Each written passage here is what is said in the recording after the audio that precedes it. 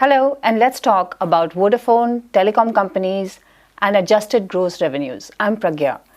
Telecom company Vodafone says that they might go under if they pay the government their AGR dues. This dispute reached the Supreme Court, and on 14 February, the Supreme Court ordered telecom companies to pay their dues of over 1 trillion rupees to the government. The Supreme Court has interpreted this dispute in favor of the government, which has been demanding this payment. But the court also did two other things. It has said that even public sector oil companies would have to pay a share of their revenue as tax. The oil PSUs actually now owe a bigger sum to the government than the telecom companies. Reliance-owned Jio began its telecom operations in 2017. Therefore, its AGR dues are negligible. The court has said that the companies must pay up soon. Vodafone says there is no possibility of this happening. Both the Indian and foreign partners of the company have declined to invest further sums in this company. The other concern which the RBI has is that if Vodafone picks up a loan from an Indian PSU bank, then it would get its AGR dues, but we may face a situation where the government has to bail out the bank. So it's a sort of vicious cycle. To discuss this issue, we have with us senior journalist Paranjoy Guha-Thakurta. He's going to tell us whether the oil companies are collateral victims in this war and what happens to Vodafone first. Vodafone is the most vulnerable of all these companies, and the chances of it going under seem very real. But let's go step by step. Let's first explain what is AGR. Right. Adjusted gross revenues. Right. What are these? Telecom companies pay certain dues to the government. In this case, the Department of Telecommunications. What are these? They pay what are called spectrum usage charges, the spectrum that has been given to them. That's one. The other is license fees that they get. Now, over the years, and it's not today, this dispute on how you calculate the adjusted gross revenue has been going on for over 15 years now. Now, the telecom companies had a certain point of view, the government has a certain point of view, and these have been changing. The Controller and Auditor General of India, which is a constitutional authority, is saying, government, you are foregoing your dues. So this dispute had been going on until it reached a head on the 24th of October 2019. A bench of the Supreme Court comprising Justices Arun Mishra, S. Abdul Nazir and M. R. Shah said, you have to pay this money. Right. And that amount is huge. That amount comes to 1.33 lakh crores. And the bulk of it is obviously with the telecom companies. Now, when you break it down, you see who are the big players. The big guys were Airtel, Bharti Airtel, Vodafone. Both of them had to pay 42,000 crores, in one case about over 50,000 crores, 53,000 crores.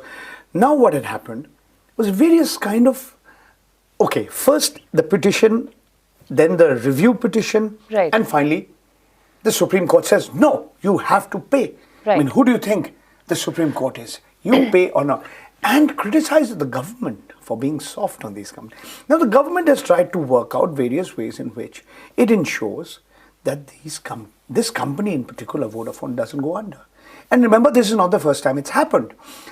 Mr. Kumar Mangalam Birla, who heads Idea Cellular, which has merged with Vodafone, has gone on record saying if the government does not give us relief, we won't have a choice.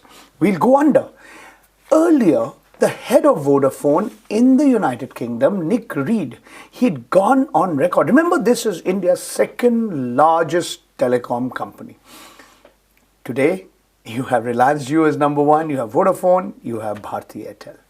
Now, at a press conference on the 12th of November, Mr. Nick Reed was quoted by the media that he was devastating on the government.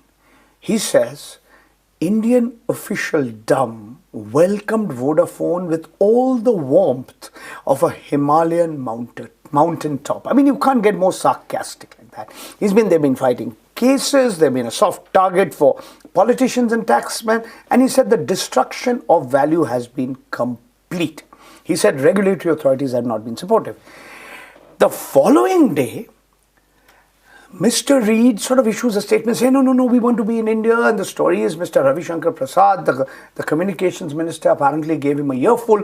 At the end of the day, Vodafone has been very, very vulnerable. It's been telling the government that help us out, bail us out, otherwise we're going to go under. And remember, this is the biggest foreign direct investment of its kind. Now, on Monday, Bharti Airtel paid 10,000 crores to the Department of Telecommunications. Vodafone says that we're going to make a payment that we're going to give 2,500 crores. That's Monday. And by Friday, we'll give you another 1,000 crores. Now, the Supreme Court does not accept its plan. Today, we're in a situation where the international media is saying it's going to go down. And let me just quote to you the headline of an item by the international news agency Reuters, an article written by Sankalp Fartial Aftab Ahmed. The headline says, if Vodafone Idea disconnects, India picks up the bill. Right. What do they mean by that? One more line. He says India faces a multi-billion-dollar hit to its economy and a tarnished reputation as a place for multinationals to invest unless it can keep Vodafone Idea in business. Yeah. Right. So there was a letter which recently came from a junior official which said that there will be no coercive action. What does this really reflect? Now, the Supreme Court bench headed by Justice Arun Mishra was livid. He said, who are this? Is the section officer going to decide, what the apex court, the highest court of the land decide? The point is very simple. I think Justice Mishra knows, the whole world knows. These so-called junior officers, these section officers don't write anything unless they get the approval of the highest up. So there was definitely a section within the government who felt that if we take coercive action, that means this company will go under. That's bad news. It could increase the fiscal deficit. You're not able to create jobs. And hello, Vodafone has 13,000 employees. Mm-hmm. So are you going to throw them out of a job? That's not all. Vodafone is in debt. Right. It's taken thousands of crores of loans. Yes. And if it doesn't pay these loans, who's going to suffer?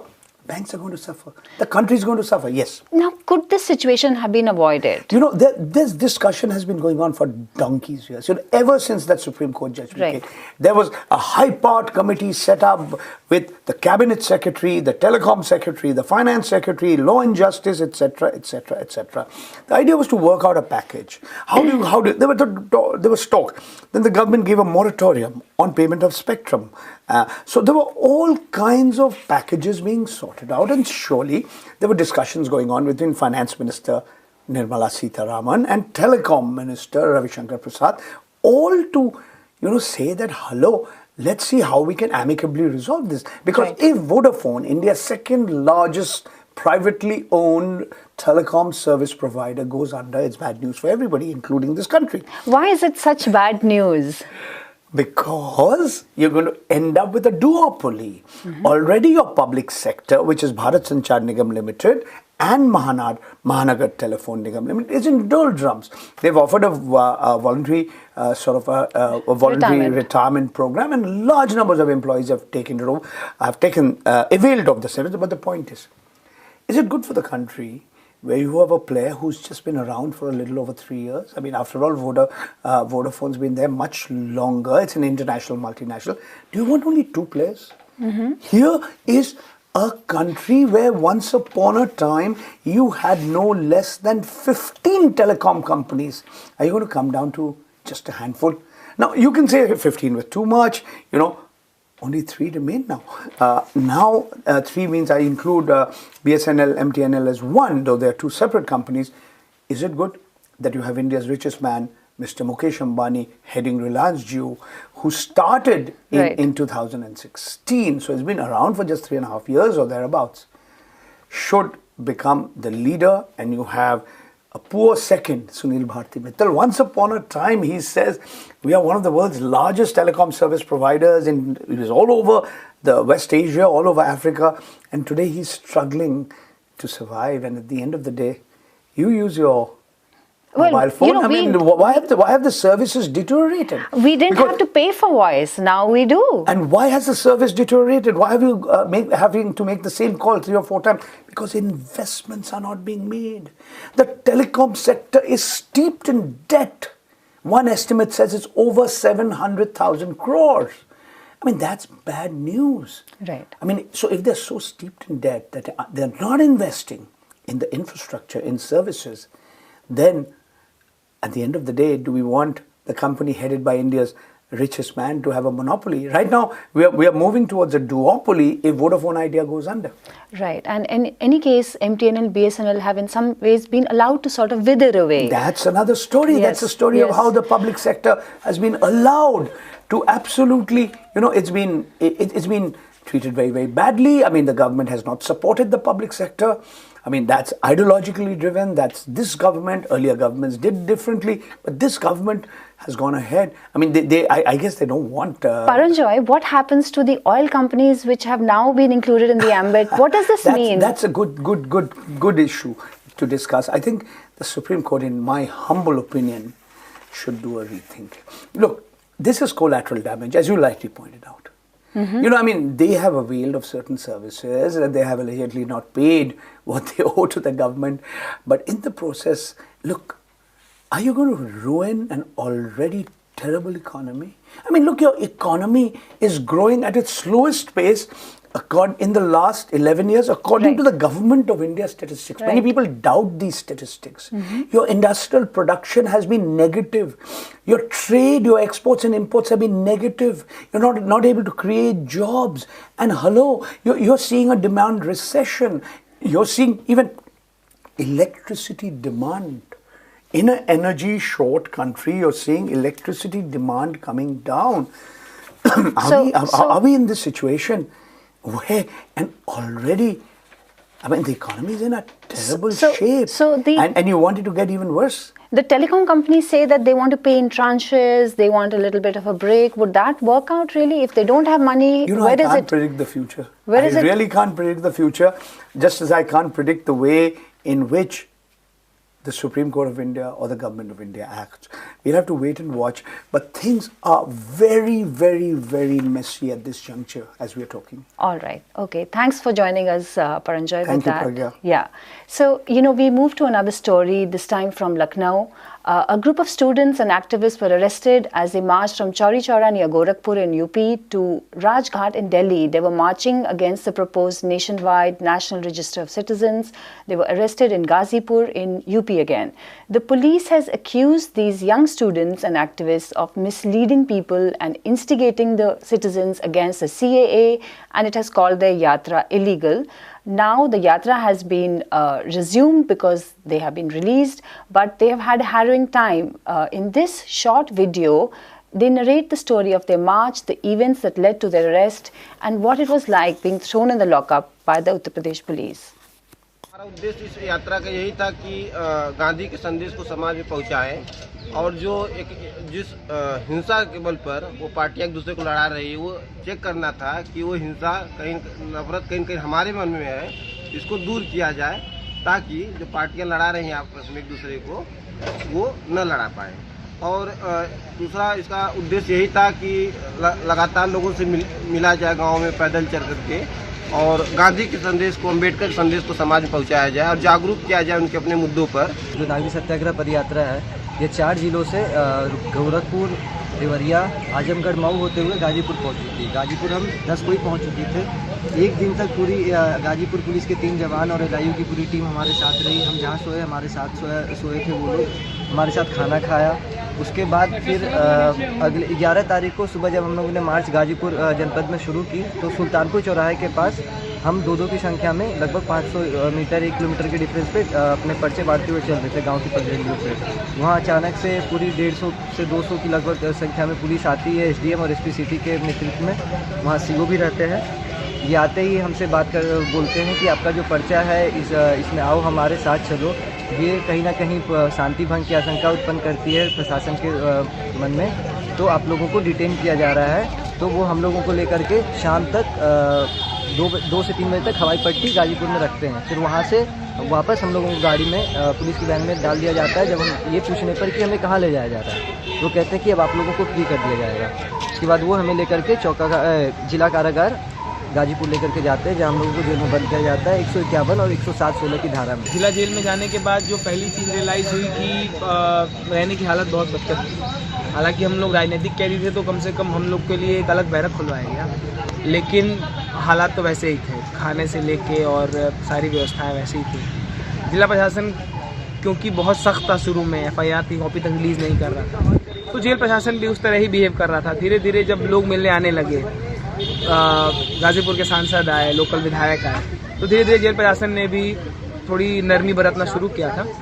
लेकिन हमने देखा कि बहुत ज़्यादा, जैसे आपको example दूं, हम लोग पेन पेपर मांगते थे उनसे कि एक कलम दे दीजिए और एक डायरी दे दीजिए, कागज़ दे दीजिए, वो तक देने में उन्होंने 3 दिन लगा दिए। और किताबें मांग रहे थे, 3 दिन तक किताबें नहीं दी। हमारी किताबें जो हम लेके जेल में अरेस्ट हुए थे, वो किताबें देने में उन्होंने वो किताब तक नहीं दे रहे थे हम लोग। फिर उसके बाद 3 दिन बाद 4 दिन बाद वो कुछ किताबें ला के देते हैं। हम लोग जब पहुंचे साथियों को छुड़ाने तो पता लगा कि 151 716 में चालान किया गया है। जो शर्तें रखी गई थी वो 2.5 लाख का बेल बॉन्ड मांगा गया था, और भरने के लिए फिर लोग, एक तो मुश्किल होता है किसी दूसरे शहर में लोगों को जुटाना, पर कैसे कैसे जुटाया गया हमने बेल के लिए कुछ एप्लीकेशन जो मूव करने के बाद। पर प्रॉब्लम ये है कि एडमिनिस्ट्रेशन अपने ऑफिस में नहीं है, एडमिनिस्ट्रेशन एग्जिस्ट ही नहीं कर रहा है, ऐसा लग रहा है। बाबू गायब है, SDM साहब फाइल अपने घर रखाए हैं, और किसी से पूछने के बाद किसी पे कोई जवाब नहीं। सबका एक ही कहना, आप लोग समझिए कि ऊपर से प्रेशर है, ये ऊपर का जो दबाव है, पता नहीं कितने ऊपर का दबाव है कि कागज़ मिल नहीं रहा है। बाबू ऑफिस में नहीं है, वो हर बात 10 मिनट में दाना भूजा खाने चला जा रहा है। SDM घर में है, घर पहुंचो तो कह रहा है हम यहाँ एग्जीक्यूटिव अपने वर्क पर है, और आप लोग समझिए कि अभी हम नहीं छोड़ पाएंगे। गस्टेड पेपर्स की डिमांड और अनाप शनाप, मतलब उनका बस चलता तो वो लोग ये भी कह देते कि मुंबई में जो तूफान आने वाला है उसमें जो मछली बाहर निकलेगी उसकी हड्डी लेकर आओ, तो नहीं पूरा करने की शर्तें रखी जा रही थी। कल शाम को हम लोग को छोड़ा गया, और आज 17 तारीख है। आज से हमने गाज़ीपुर से यात्रा शुरू की। हमारी एक टीम को जो BHU के स्टूडेंट्स थे उनको एक गाड़ी में रख के पुलिस ने ला के BHU छोड़ा, और एक टीम यात्रा शुरू कर चुकी है। गाज़ीपुर से आज यात्रा सैदपुर पहुंच जाएगी, और 2 दिन बाद यात्रा बनारस पहुंच जाएगी। And that's all we have today in this episode of Let's Talk. Catch us live Monday to Friday at 3 p.m. Thank you for watching.